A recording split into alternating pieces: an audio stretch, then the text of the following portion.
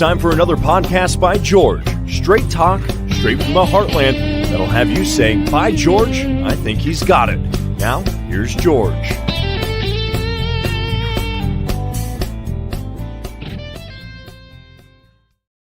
Hello, hi, how are you? Welcome on in to another podcast by George. Well, we've got the crazy politics to talk about today. The crazy train is in full view, full steam ahead out there in Washington, D.C. I'm sure you've been hearing about it this week with the speakership of Kevin McCarthy in the House of Representatives. And we're going to bring back the guy that knows all about this and then some. We're going to be talking about climate war and healthcare, but we're going to start off talking about Kevin McCarthy, the speakership of the House, and what this may mean for everyone, including you and I. Like the doc says, you may not like politics, but it likes you. And who are we talking about? We're talking about Steffen W. Schmidt, the guy that's known as Dr. Politics worldwide, the Lucan Endowed Professor Emeritus from Iowa State University. He's authored 10 books, and most notably now the one that we're going to be talking and featuring a clip from on my show today, American Government and Politics Today. This book just off of my left side. We got a lot to get to today. There's going to be a lot of subjects that are going to come up here. You're going to like this stuff, but it's going to be tough for me and the doc to get it all in. So let's, press a button here and bring him in and say good morning to Dr. Politics. Hi, Doc. Good morning.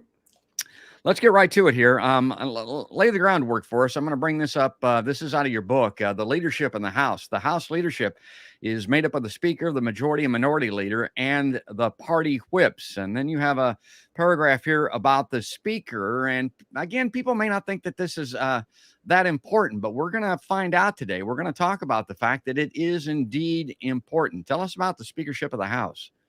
Well, I mean, you have an orchestra, which is the House, and you've got a conductor who has to try to make the orchestra play, good music. And he is the conductor. He is the guy or woman, in the case of Nancy Pelosi, who basically was able to, lay out the agenda, work with all the committees, very important in trying to get people on those committees who can do a good job and fulfill the policy objectives, that in this case, the Republicans want to fulfill. And so, yes, without the Speaker, what you have is pretty much anarchy.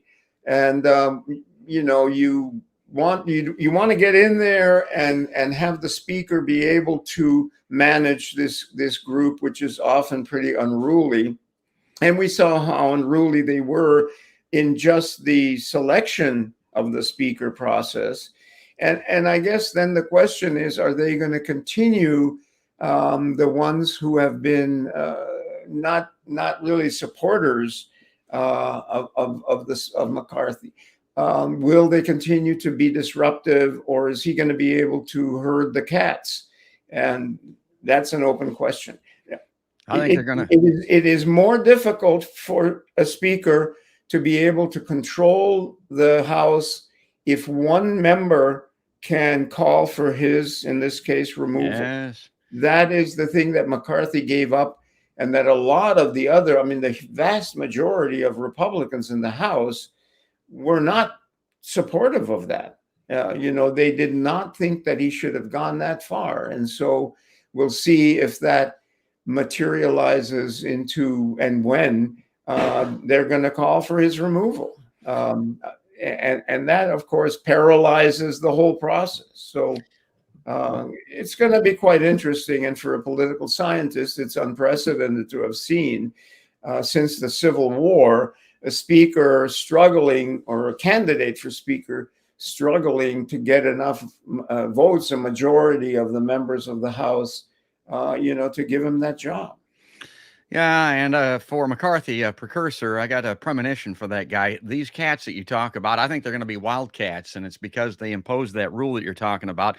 I've got an article from Jacobin that I want to bring up. We're going to talk about that a little bit, but I want to start off by kind of laying the groundwork, the preface here from my perspective on this, which goes back to something you and I talked about months ago.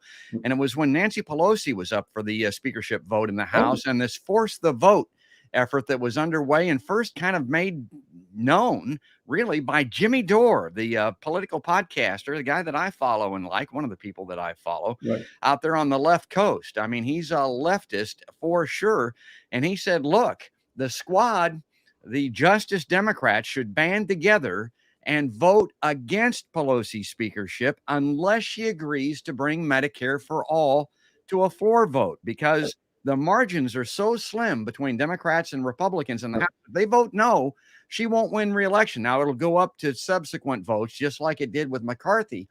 But at the time, a lot of people were saying, oh, what the hell good would that do? I mean, that wouldn't result in anything. Well, their point was Medicare for all was something that they've been talking about since before Kennedy, and they wanted to have at least one floor vote on it to get the process started. And Pelosi herself had run on Medicare for all when she came to the House. So force her to do that by threatening to vote against her. And then if she doesn't do it, go ahead and do it, because, I mean, she'll probably become speaker anyway, but she'll have to go through what McCarthy went through. And and what was it? How many votes did it go? Over a dozen, something like that? Yeah. Amazing. And it was 8 members, the so-called squad, which went from 4 to 8. With Alexandria Ocasio-Cortez being the one we all remember, but there were 8 of them who basically gave Nancy Pelosi a run for her money until she finally got enough votes. So it's not as though what the Republicans did here, the so-called Freedom Caucus, is unprecedented or illegal. I mean, that's, and they said, democracy is messy. You never have a majority that all thinks exactly alike. You almost never have that.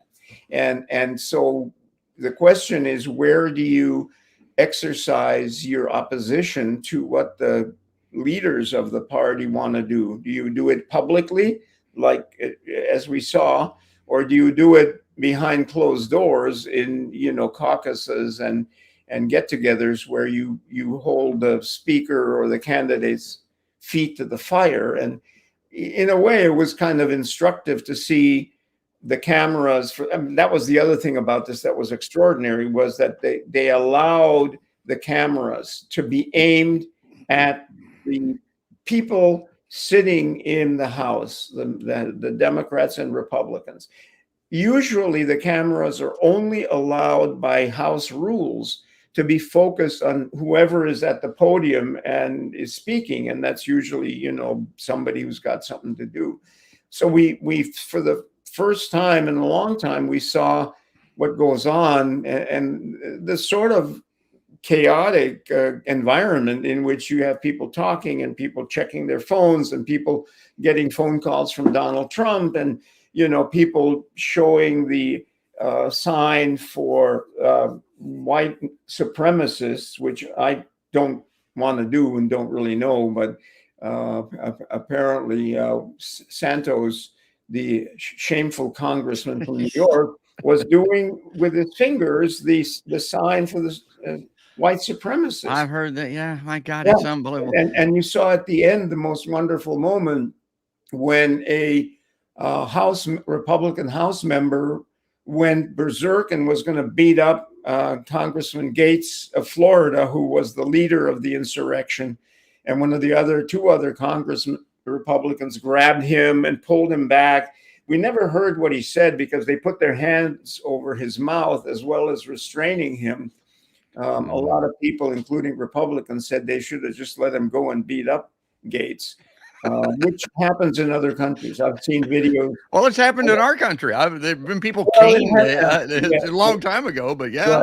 Right. But it was certainly, a spectacle. That's over. So now, we have to essentially try to figure out where this is going to go. Now that there is a speaker, he's sworn in. The first thing, of course, is they've got to basically seat all the elected members and then assign committees to them, which the speaker has a big role in. And then the committees have to start working, because Congress basically is not a body like the British Parliament or European parliaments, where the decisions are made in the hall where the speakers are. The decisions are made in committees and then brought to a vote.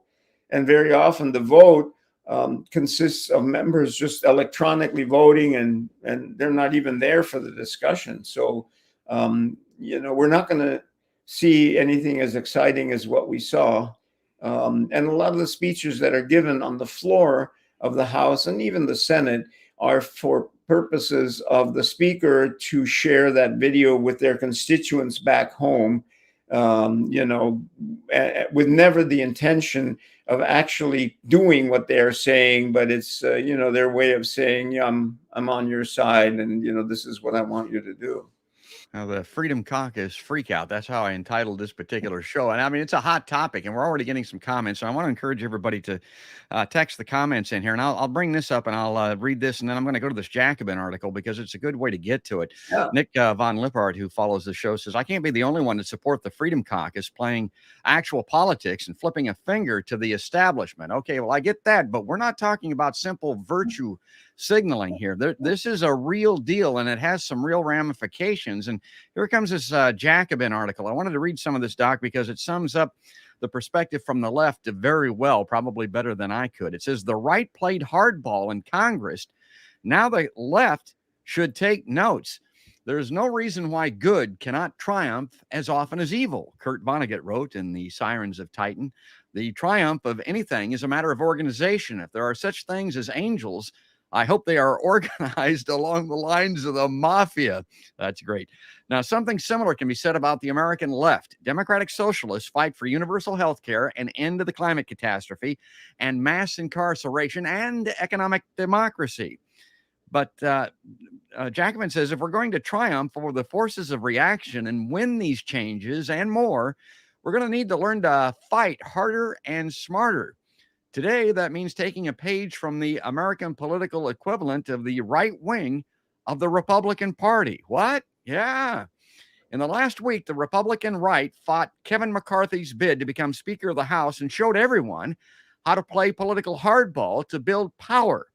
The left, with growing socialist caucuses at the state level and a growing bench of progressive representatives in D.C., needs to learn some lessons. Now, Doc talks about this all the time. I mean, if the left is ever going to get anywhere, which they never have, if progressives are ever going to get anywhere, if a third party is ever going to get anywhere, they're going to have to change the way they're doing things because it ain't been working. 20 Congress members were at the core of the right-wing rebellion, all but one connected to the House Freedom Caucus, the ideological home of their party's rightmost flank. These Republicans are notorious for their support of Donald Trump and the January 6th riots. They deserve every decent person's scorn. But when it comes to tactics, one has to admit that they know how to play. Desperate for their support, McCarthy had to give on issue after issue. McCarthy folded early on policy questions. He fought against the 2022 lame duck spending bill, a core right-wing priority. He called for the resignation or impeachment of Homeland Security Secretary Alejandro Mayorkas as a target of the right's ire. McCarthy also agreed to create a new subcommittee in the House Judiciary Committee to investigate the weaponization of the federal government by the Biden administration and the FBI and CIA. Now, that's not all, folks. More significant in the long term, he also agreed to rules changes and committee assignments that will dramatically strengthen the right's hand. McCarthy agreed to add 3 members from the Freedom Caucus to the House Rules Committee. Now, that will allow the far right to help shape the issues to be considered by the House. McCarthy's own PAC, the Congressional Leadership Fund, agreed not to intervene in open primaries against far right candidates. Now, that's big. McCarthy agreed to bring back the Holman Rule. I never even heard of that. I suppose the doc has, but that allows legislators to propose defunding specific federal programs, to fire specific federal officials, and to slash officials' pay. And there's more. Most significantly, McCarthy has already agreed to bring back the motion to vacate the chair. The doc mentioned this, which will allow just one Republican to call for a snap vote to remove the speaker. This is a rule the right wing previously used to remove John Boehner. Remember him? Georgia Representative Marjorie Taylor Greene, a leading conspiracy nut from the Republican fringe, that's my wording, extracted a much sought after seat on the House Oversight Committee from McCarthy in return for her support. So this goes back, Doc, to what I was talking about with this force the vote when you and I were talking about it months ago. Nobody wanted to give that any significance, didn't think that it should be done. But look at what these guys got off the hop by doing the exact same thing, opposing McCarthy's speakership because of that narrowly divided House. Well, and I agree with one of your viewers, Nick von Liphart. Yeah. That democracy does not mean that you agree with everything that the oligarchs who are running the zoo, want to do.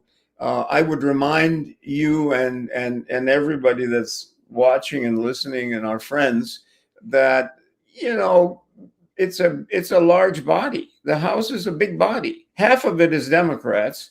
Many of the Republicans are not in agreement with any of the things that McCarthy agreed to with the Freedom Caucus.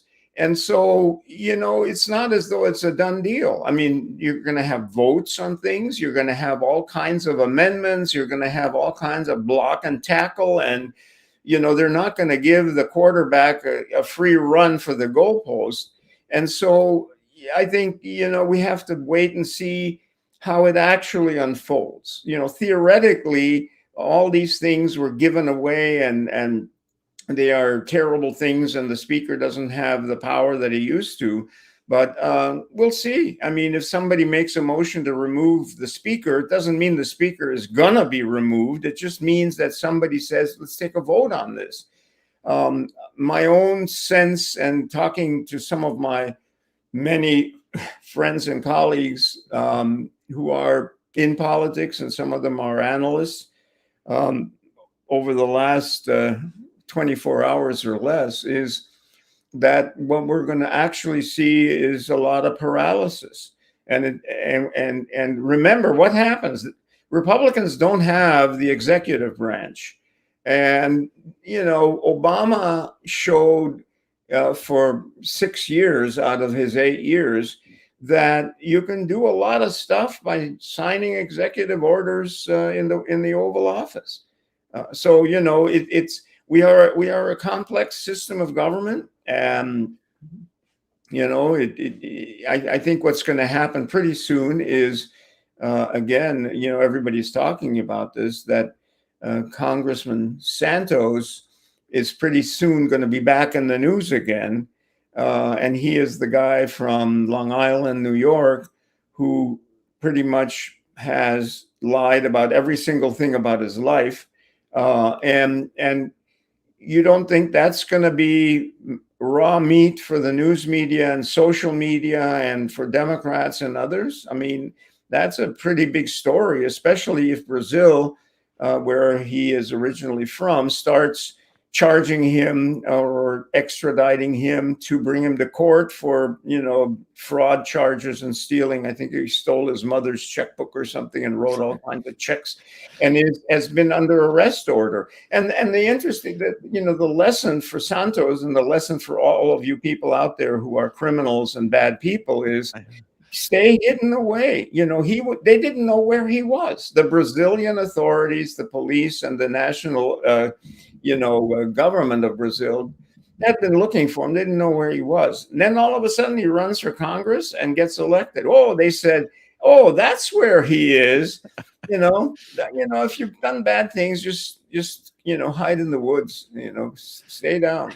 Well, and this Santos thing, I had him on the show, or that topic on the show a little bit earlier. To me, maybe the bigger question or issue with him is stabbing you in the front, as I call it, in full frontal view. This flat ass lying that's easily detected which came to prominence really with Donald Trump. But even before then, I mentioned that Biden had lied about his academic credentials, and he'd been caught plagiarizing at least once, maybe twice. I mean, we're going back to the 80s now, at least that far. But how about the degradation of the body politic in America with this type of activity, Doc?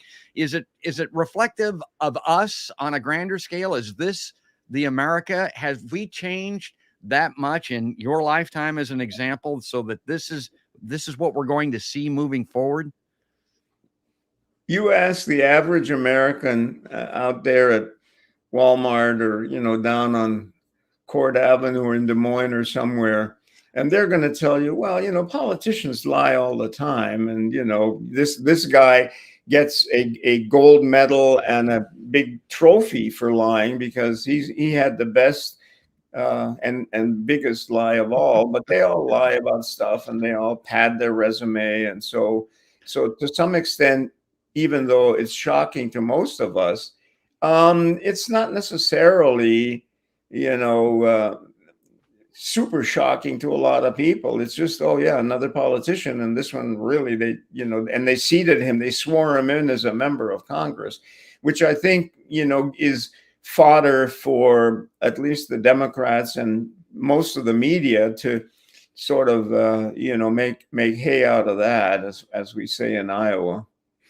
And of course, the worst case example with these, and Doc talked about the percentages of people and the percentages in Congress. You got to remember that 1% to 2% of the people in America are psychotic. They're sociopaths. 1% to 2% at least of the people in Congress are, if they're reflective of America, which they're supposed to be. This guy may well fall into that category. And the biggest danger of having psychopaths, at the levers of power, is that they'll get us into wars. And that they will lie. If they'll lie about their mother, like the doc was talking about, what else will they lie about? Well, maybe weapons of mass destruction being in Iraq as an example to start a war. That's what I'm mostly concerned about. And I wanted to get back to this Jacobin thing here. I want to bring this up on screen to read this out very quickly so that we can finish that up with the doc. It says, there's now going to be an investigation of the House Select Committee on the January 6th riots, another right-wing priority. Wow. And McCarthy agreed to hobble the work of the Office for Congressional Ethics and to make it harder for the office to hire investigators, a move the right hopes will gum up further investigations into what happened on January 6th. These are things that have already happened. Many of these concessions granted to the right are detestable. A few, like new investigations into the operations of the FBI and the CIA, or restraining the ability of the party leadership to campaign in primaries, might be appealing to the left, actually. But either way, the fact that the right was able to stack up so many wins reflects its cunning use of hardball tactics to advance its agenda. The right's attack on the Republican leadership this week may just be the opening in an ongoing war. Now, I wanted to get the doc's perspective on this because according to leading right-wing activist and intellectual Ed Corrigan, I don't even know who the hell that guy is, the right has plans to transform the House into a European-style coalition government with three factions. Now, this is what the right wants: the Democrats, the Republicans, and the Freedom Caucus. Well, if that's the case, guess who wins, folks?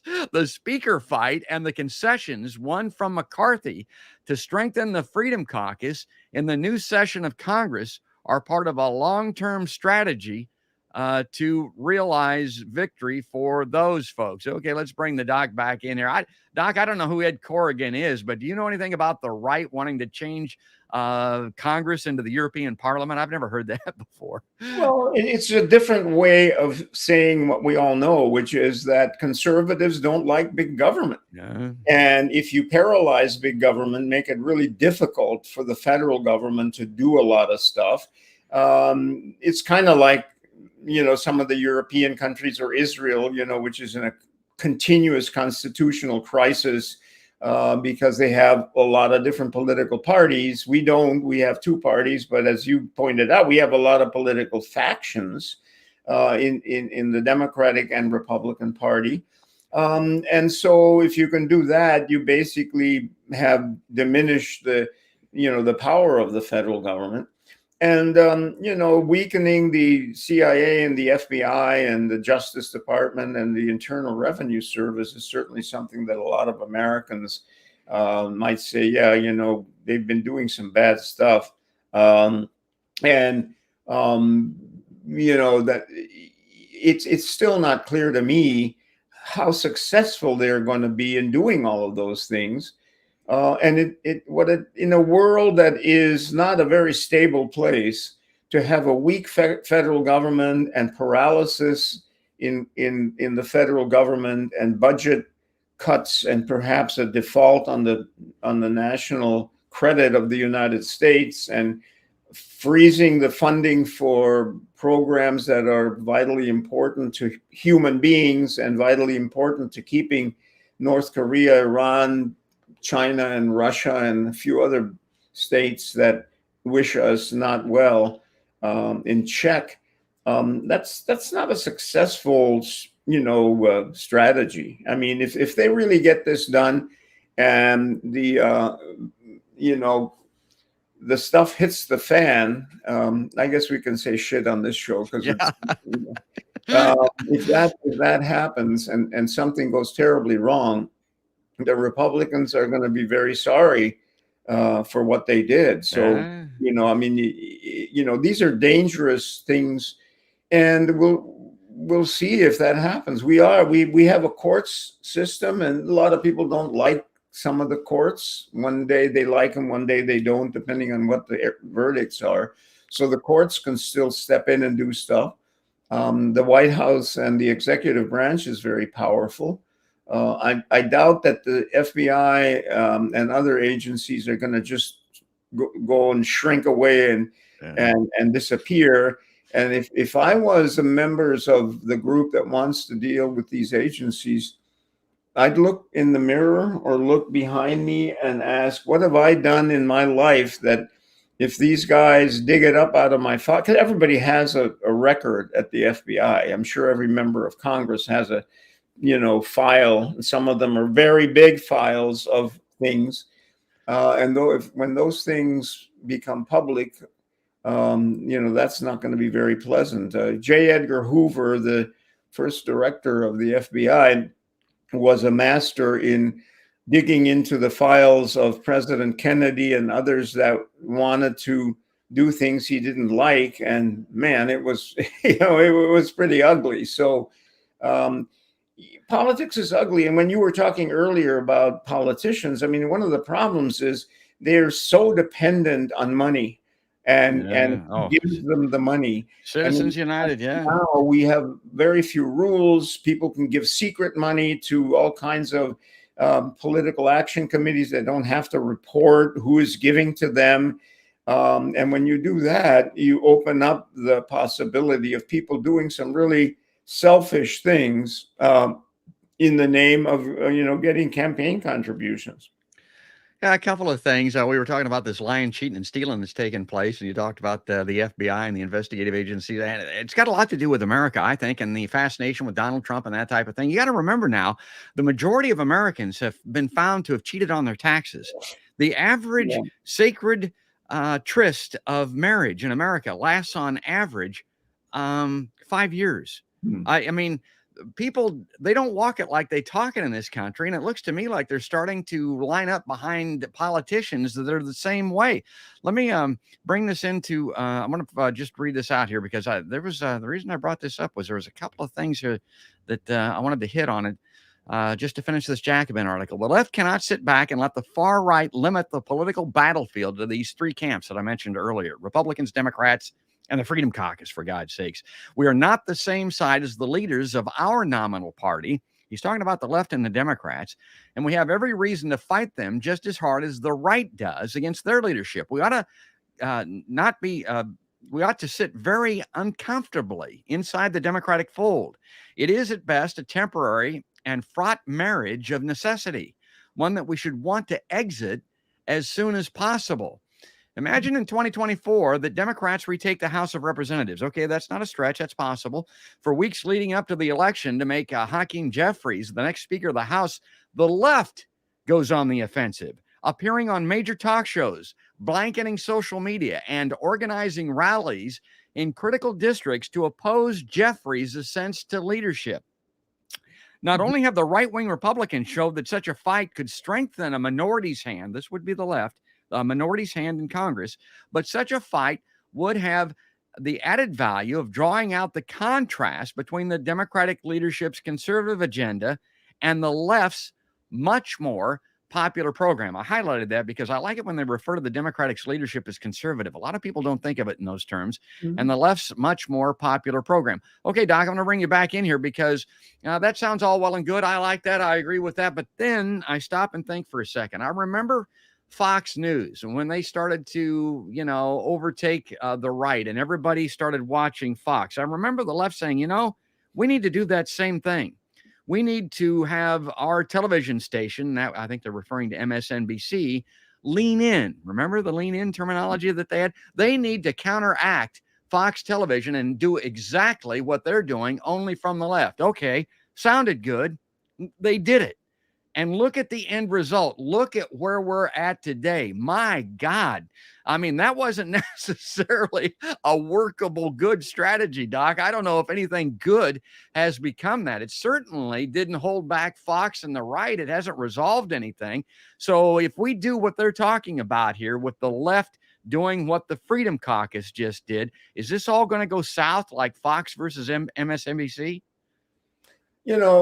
Who knows? But there's all this theater going on. You got the social media, you've got Fox, you've got, MSNBC, which is really not that liberal, CNN, which is less liberal than it was when it started with, Jane Fonda and stuff like that.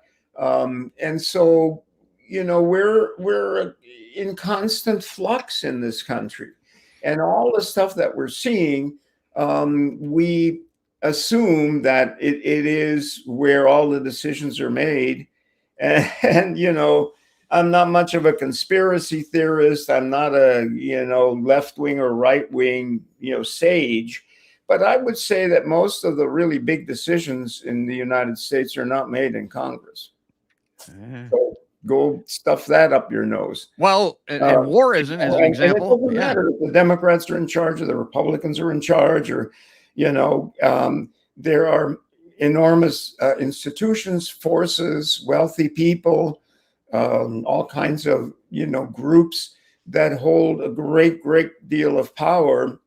And they're going to influence the outcome of policy, regardless of all the things that happen in committees in Congress and so on. And, I know that a lot of progressives and even some conservatives I'm bumping into my laptop here, sorry about that. That's a good sign. Hope you don't get too, that it would be good to defund the military and withdraw the United States from its imperialistic actions overseas, as Nick Liphart again said in one of his comments in the discussion.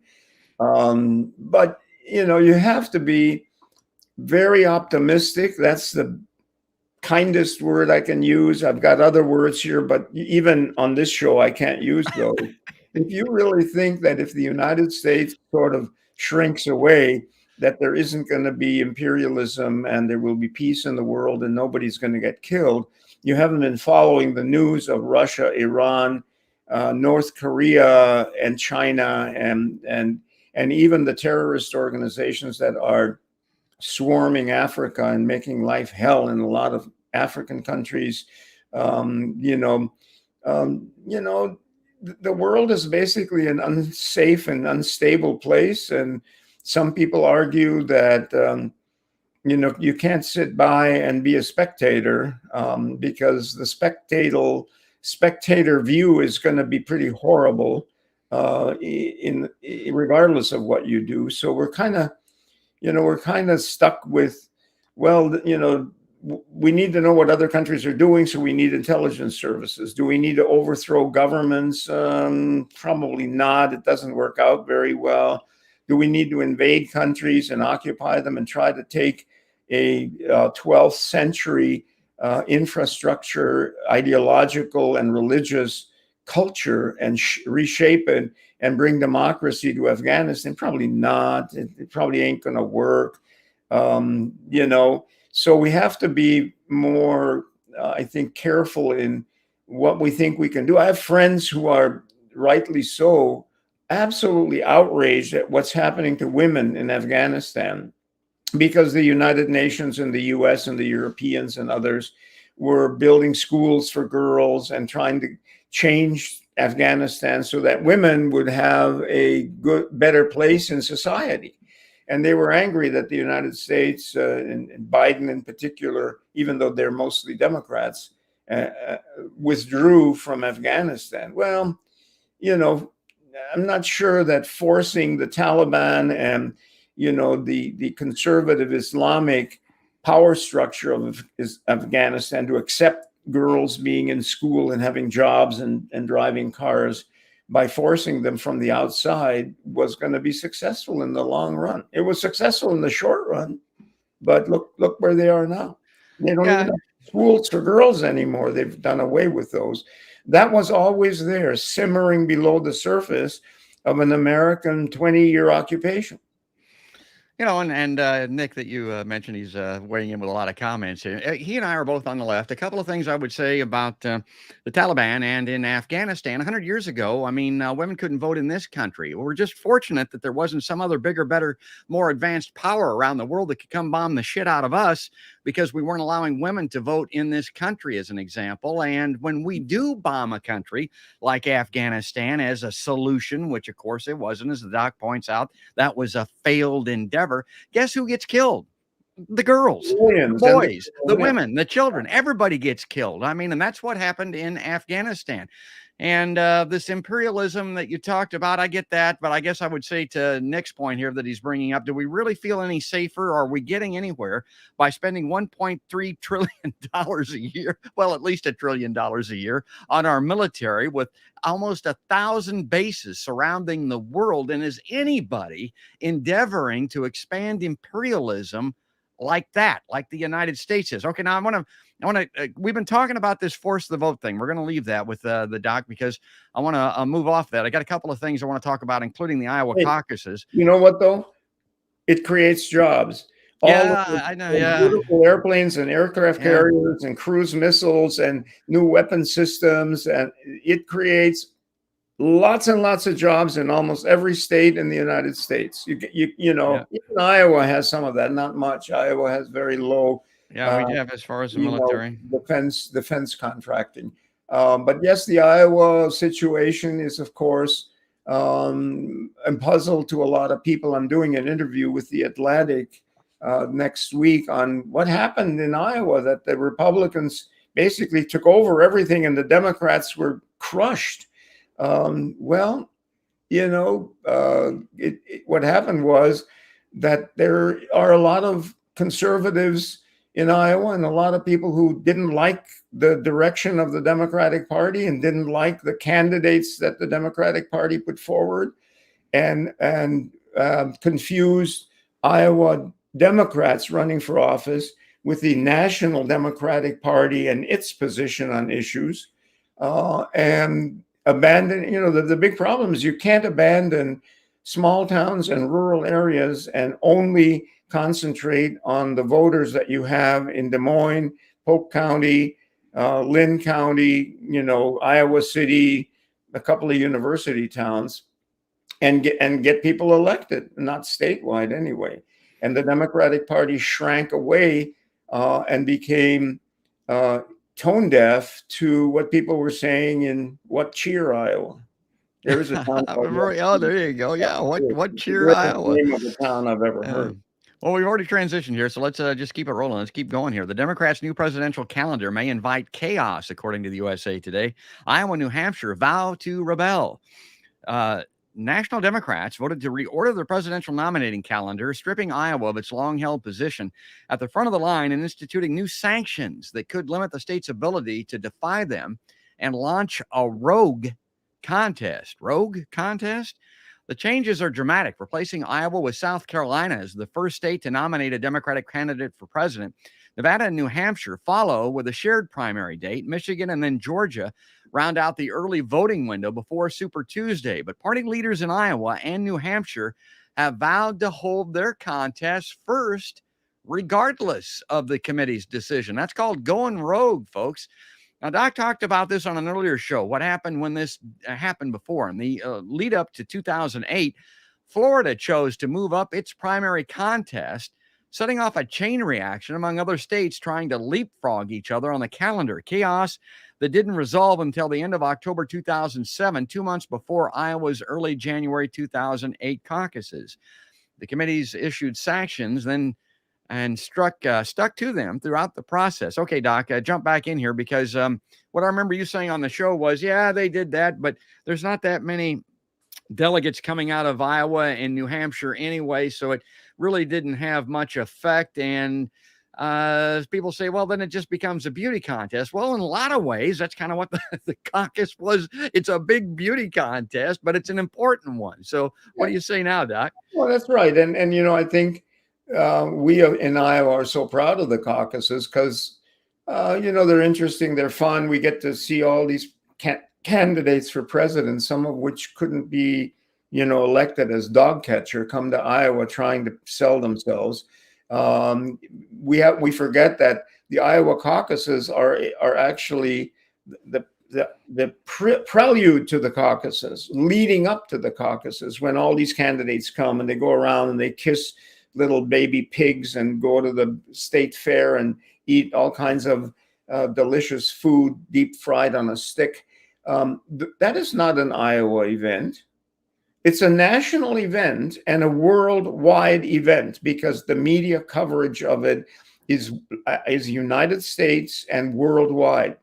So to say that the Iowa caucuses, well, it's a bunch of white people, blah, no, Iowa is pretty white. And somebody said, well, yeah, then it's too bad Iowa wasn't a slave state, isn't it? Because we wouldn't be so all white, which I think, is a pretty awful thing to say.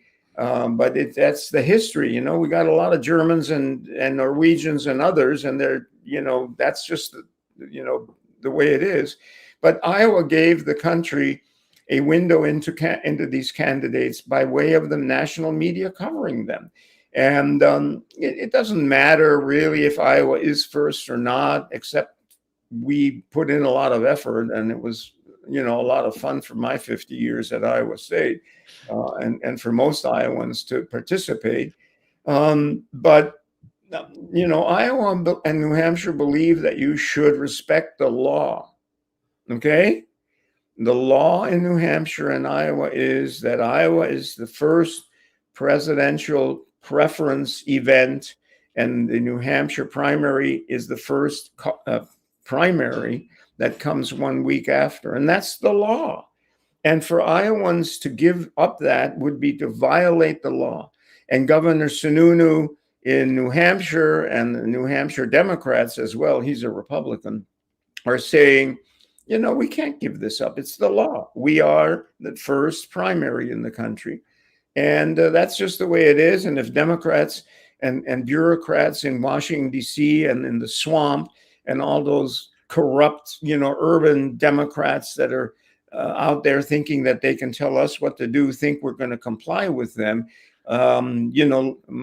my license plate says live free or die. I have a New Hampshire license plate. Yeah. And wherever I go, some people go, whoa, is that a vanity license plate? And I'm like, no, that's the motto of New Hampshire is live free or die. Yeah. And so New Hampshire is very tough on that. And the Republicans in Iowa have said, well, that's the Democrats. That's not our party. We don't have to do what they tell us to do because they're a bunch of socialists anyway. So we're going to have our caucuses first. And we hope the Democrats will join us because all the media is going to be there.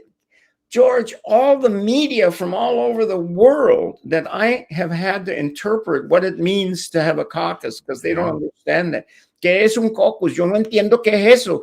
Let me explain to you, or my German friends and they will be in Iowa for the Republican caucus. Yeah. Why? Why, George, will they be there? Well, because Republicans are going to have theirs first, yeah. Oh, and it's going to be, I think, a very interesting one because there is no sure front runner. Yes, Donald Trump, is the presumed candidate that everybody knows. Governor DeSantis of Florida is thought to be possibly the best adversary to Trump and has a lot of buzz going, but we don't know. There are a lot of Republicans who want to be president. So Iowa is going to be alive and well, and the state fair is going to have the soybean and the corn ballots, and there are going to be speeches there, and there are going to be all kinds of rallies and things, because the Republicans are going to be first prime caucus. And it would be stupid of the Democrats, frankly, not to be there. And I'm telling the National Committee of the Democratic Party, you guys have no idea what you're doing. Big mistake. You blew the Iowa caucuses with your stupid app that made it hard to report the results. But, Iowa is a great place for you to showcase your potential candidates. And if it's Joe Biden, you don't need to showcase much because we know who he is. But other people will come as well. And, come to Iowa first with the Republicans. And it does, as you said, it doesn't matter because Iowa has very few delegates for the National Democratic Convention. So if they don't get seated and vote, well, that's just tough. And you also are absolutely 100% correct, and the media doesn't seem to get it. It is a beauty contest. It's basically when the caucuses are like a straw poll. Who won that night doesn't mean anything because very often the winner is not the person who ends up getting the nomination. Yeah. But it's just a straw poll. Who do you think? Who would you vote for? Who do you? Okay, so you report the results, and that's what it is. That's a beauty contest. I guess I would say in some ways, going back to when you started back in the 70s with this thing, it's kind of like the original reality show. I mean, people like to look at crazy people. And so if the Republicans have theirs here in Iowa, man, they're going to be watching. I mean, it's kind of made television what it is today. Yeah. Okay, let me read this out here and see if there's something in this. There is a couple of things I wanted to get to. Iowa Democrats make new bid for early caucuses as New Hampshire and Georgia miss key deadlines. Iowa Democrats are making a renewed pitch to help kick off the presidential nominating process after two states chosen to be part of the early lineup failed to meet a key deadline. The Democratic National Committee Rules and Bylaws Committee voted last month to grant conditional waivers to 5 states to hold their presidential primaries ahead of the rest of the country, booting Iowa and its caucuses from their traditional first-in-the-nation position. Now, Georgia and New Hampshire couldn't meet those requirements by the deadline, according to a memo committee co-chairs issued to members late Thursday night. They recommended granting both states a deadline extension. Jesus, stuff goes on forever, saying the committee would meet again soon to discuss the situation. But Iowa Democrats said the committee should look at other options in the wake of their failure. It was clear from the onset that national Democrats had soured on Iowa after its disastrous 2020 caucuses, in which, okay, Doc, I want you to comment on this. You mentioned it, but it can't be overstated. And I don't like this reporting because to me, this falls into the category of propaganda or close to it. A host of problems kept Iowa Democrats from reporting reliable results. Hell, there weren't a host of problems. There was that app. It was a shadow app paid for by the Clinton and Buttigieg committees, the percentage of it anyway. And Buttigieg came out being declared the victor by the Democratic Party, the DNC, run by the Clintons. And oh my God, we'll do another show on that someday in the future. Now, these problems compounded existing concerns about Iowa's lack of racial diversity and its arcane caucuses. What the hell? What's that? Although Democrats are working to finalize their 2024 primary calendar, Republicans approved theirs months ago. Iowa will once again, as the doc said, lead off the GOP schedule, and potential candidates have been steadily traveling to Iowa to begin making inroads with activists and party leaders. So that's what's taking place. But, I don't like that throwing dust up in the air with what happened with that last caucus go-around. That was solely a result of that damn app, Doc. I was there doing coverage for that caucus, and I sat there in Des Moines with one of the TV stations that I was doing this for in Des Moines, Channel 5, WOI, and had a chance to talk to Democratic leaders, had a chance to listen, to watch, to get emails and walk around and get information. The caucuses, by and large, were run very well. In some cases, somebody didn't show up, and so they had to pick, a person to chair the caucus, and that made it a little more complicated. But the caucuses themselves were very successful. It's just that they couldn't get the results from each of the precincts, 1,700 roughly precincts, where they were holding caucuses, into the reporting headquarters in Des Moines to produce the results because of that stupid app. And somebody should have been sued for millions of dollars for doing that. And, they got off easy because the Democrats were weak and didn't want to, stir the waters anymore. But the caucuses themselves were run very well. And they are not arcane. They are a place where individual voters can meet candidates, can meet with each other, can pass rules, can set up fundraising. Our founders would say they are the most democratic process that exists, where you actually participate. The primaries are nothing more than a bunch of billionaires buying television ad time and telling people how they should vote. And people go and vote the way they've sort of been indoctrinated. They don't take, in some cases, they take more than 5 minutes because the polling places are so overrun. But the caucuses are okay.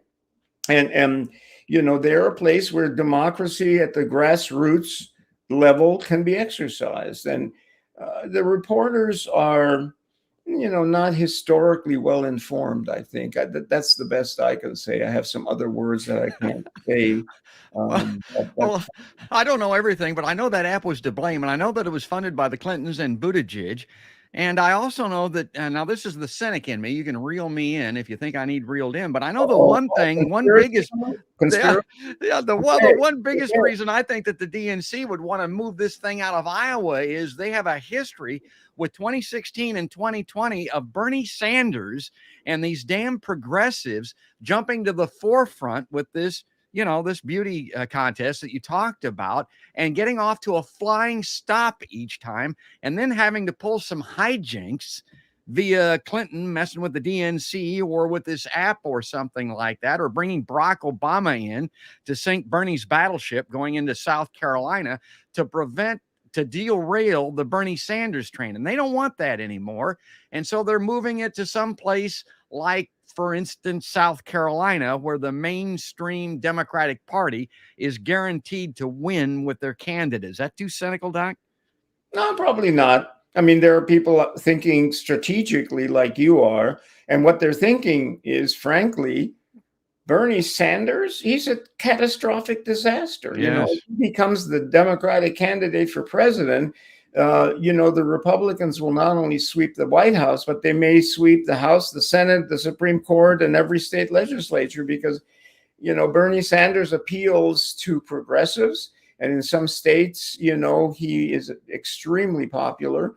But if he is at the top of the ticket, he's kind of like the old Alexandria Ocasio-Cortez, who scares the heck out of a lot of moderate people in, Boone and other small towns where, people are very conservative.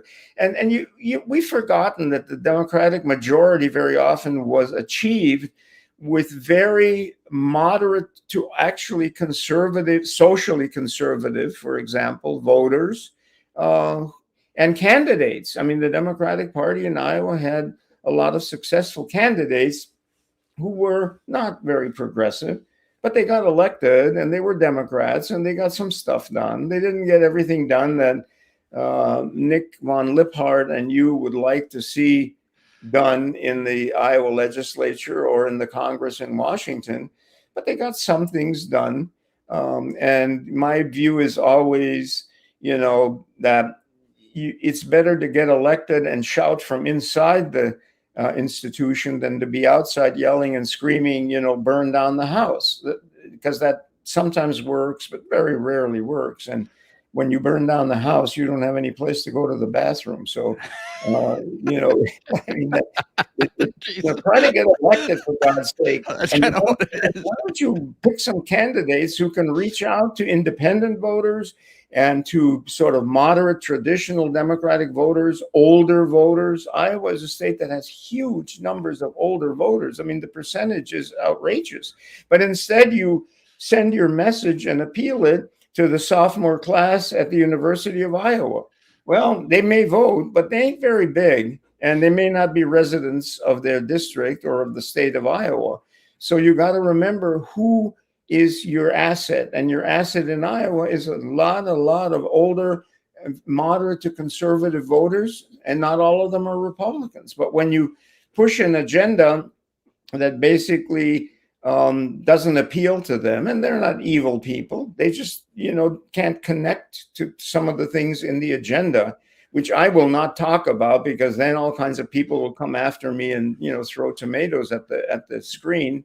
But that's how you win elections, is you assess who might vote for you, and then you tell them what you might do, and you don't tell them things that they're going to go, ooh, that I don't like that. Now we're just about out of time here. We're always talking about the big three on the PBG, and that is climate, war, and healthcare. Doc was talking about burning down the house. Let's bring this up. Let's talk about burning down the house. This is from the great Bill McKibben. It says the New Year's heat wave stands as the most extreme event ever in European climatology. Ever, folks. In Poland, the old January record was broken before sunrise. In one town, it was 65.7 degrees at 4 a.m., which is warmer than the average low temperature in midsummer. And Common Dreams reports absolute madness. Record-shattering heat dome hits Europe. It's the most extreme event ever seen in European climatology, said one climatologist. Nothing stands close to this. So, okay, we're just about out of time, so I'm not going to be able to read this. But, Doc, I mean, I know you've got a close eye on Europe all the time. You've written a book, at least one book on climate. I know that you're very concerned about this.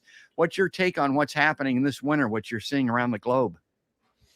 Extreme weather, extreme climate, contributing to it. There has been extreme climate in the past, and we used to be Iowa used to be a couple of miles. I think I read somewhere under a sheet of ice at one time. So the Earth is not is not an entity that is very stable and where you can predict this much rainfall, these temperatures. And what causes it can vary. In some cases, it is enormous volcanic activity. Right now, it looks like we're contributing a lot to the global warming. And I saw the other day that all the glaciers in the world are going to disappear at some point by the end of this century, I think. And the sea levels are going to rise, and things are going to happen, and that is a terrible shame. We ought to be more responsible, to not pollute the place, that was given to us we're the stewards of it, and we ought to, be nicer to it. But how do you get around from one place to another in a car, a train, or an airplane, or in some cases a bicycle? How do you deal with heating your home? And all of those are so dependent on technology and on modern energy that it's a hard sell to tell people, we're going to stop producing gasoline and we're going to no longer have natural gas. Well, so how am I going to do all the things that I do? You better come up with an alternative, because otherwise people are going to say, well, no, that's not going to work for me. And that's just the way it is. And a lot of places in the world, that are poor don't have any of the assets, and so they're burning down all their rainforests and using firewood. In fact, in New Hampshire, a lot of people this past early winter were using and switching to firewood because of the shortage of natural gas and the price of natural gas. And firewood is a wonderful way to heat if you're doing it for an hour, to have some hot toddies and stuff. But if you're heating with firewood as your permanent heat, you're producing a lot of emissions. A lot of emissions. Reminded me of Dr. Zhivago, where they were chopping up their furniture to heat their homes. Well, we're out of time. We just have completely run out of one of the reasons I like to hold it to an hour. Now, I've never told you this before, Doc, but when I started off the show, I mean, the Doc's got 50 years in the classroom, professor emeritus from Iowa State University. I like to hold it to about an hour with you because I'm thinking it's about the length of a class. When I went to college, my classes, most of them were about 50. I think they were 50 minutes in length. 50 minutes, that's all I can take. And our viewers and our listeners and your podcast friends, I think even an hour probably is more than they can take because they have to rush out to make another cup of Java. So I appreciate being invited. And if we want to do it half an hour, I can talk a lot faster and you can ask me fewer questions. Oh, this is great. I love this. Doc, we'll circle back because as I started off saying, you may not like politics, but it likes you. It's getting hairier all the time. It's just getting crazy. I know there's going to be something that we can talk about next week. We'll circle back in 2 or 3 weeks maybe and get caught up here as we move through the new calendar year. Happy New Year. Thank you. And Happy New Year to you and all of your family and friends and Podcast by George viewers and listeners. All right. That's great, folks.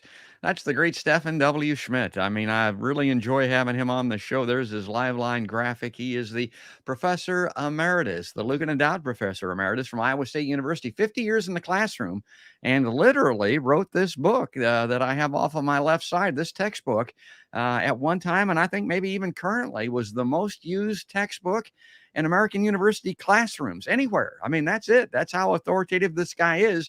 And as he mentioned, when it comes to the Iowa caucus, the world media descends upon Iowa and they refer to this guy as Dr. Politics. He is the man. So we're just delighted to have him on the PBG live line once again. And folks, if you like Podcast by George, if you like seeing Dr. Schmidt on the show, please go to podcastbygeorge.com. This is the way I always end the show. It's the easiest way to find us. A lot of people say, well, do I go here? Do I go there? No, just go there. Click on an icon, on a little badge there, a place that you would like to see Podcast by George live lines. That would be Facebook and YouTube. It'll take you right to the home pages where you can subscribe and be notified when each new live stream releases. And then if you want to hear the audio versions only, say on iTunes, on your iPhone, or maybe on Spotify, the iHeartRadio app, or on Deezer and all kinds of different places for audio, just click one of those and you can get it there as well. But that is going to do it, folks. That's going to wrap it up. That's all there is, and there ain't no more. That's another podcast by George.